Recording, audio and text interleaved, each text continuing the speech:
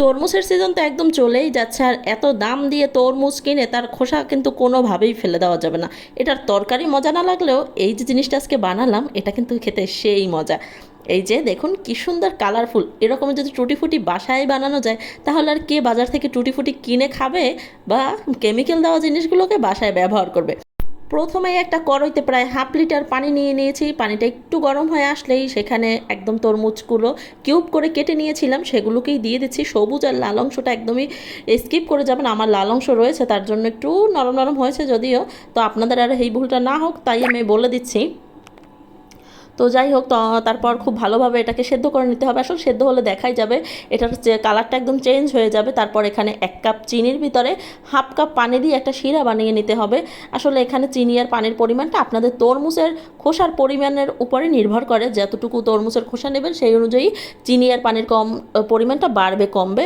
তো তারপরে এখানে যেই বলক উঠে এসেছে, সিদ্ধ করা তরমুজগুলো চিনির শিরার ভিতরে দিয়ে খুব ভালোভাবে মিশিয়ে নিতে হবে। আর এ পর্যায়ে চুলার জালটা একটু মিডিয়াম টু লো আঁচে দিয়েই তারপর ঢেকে ঢেকে এটাকে একদম যেন ভিতরে মিষ্টিটা ঢুকে যায়, কোনোভাবে যেন কাঁচা ভাব না থাকে, আর একদম যেন চিনির শিরাটা একদম ভিতর পর্যন্ত যায় সেটা আপনাকে একদম শিওর করতে হবে। আর একটু যেন কাঁচা কাঁচা গন্ধ না আসে এই কারণে ভ্যানিলা এসেন্স দিতে পারেন, এটা একদমই স্কিপ করতে পারেন, কোনো সমস্যা নেই। আসলে আমার কাছে মনে হচ্ছিল যে এটা দিলে হয়তো একটু ফ্রেশ ফ্রেশ অন্যরকম একটা ফ্লেভার আসবে, যেহেতু তরমুজের খোসা এটা একটা কাঁচা জিনিস, খোসা তো খোসাই বুঝে নিত। তারপর এভাবে আঠালো আঠালো হয়ে গেলে যখন একতারের মতন তৈরি হবে তখন এটাকে নামিয়ে আমি এখানে 3টে কালারের বানাবো।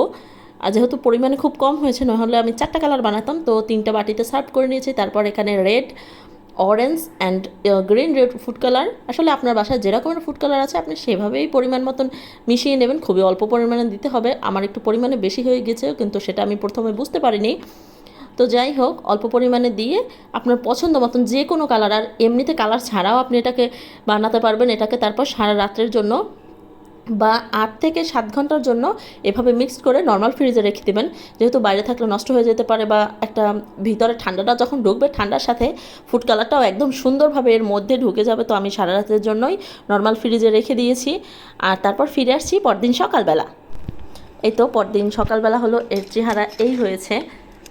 এই যে তিনোটা কালারই খুব সুন্দরভাবে একদম মিশে গিয়েছে। তারপর আমি এখানে ডাবল লেয়ারে টিস্যু পেপার নিয়েছি আর টিস্যু পেপারের উপরে সব কিউব করা টুটি ফুটিগুলো দিয়ে দিচ্ছে, কারণ এটার উপরে যে পানিটা ছিল এটা টিস্যু পেপার দিয়ে একদম শুকনো শুকনো করে নেবেন। আসলে যতটা পারা যায়, একদমই যে করতে হবে এরকম না, কারণ এটা আপনারা চাইলে রোদে শুকাতে পারবেন বা চুলার নিচে যাদের রোদে শুকানোর মতন ব্যবস্থা নেই তারা চাইলে চুলার নিচে কয়েক ঘন্টা রেখে দিলে এটা একদম ঝরঝরে হয়ে যাবে।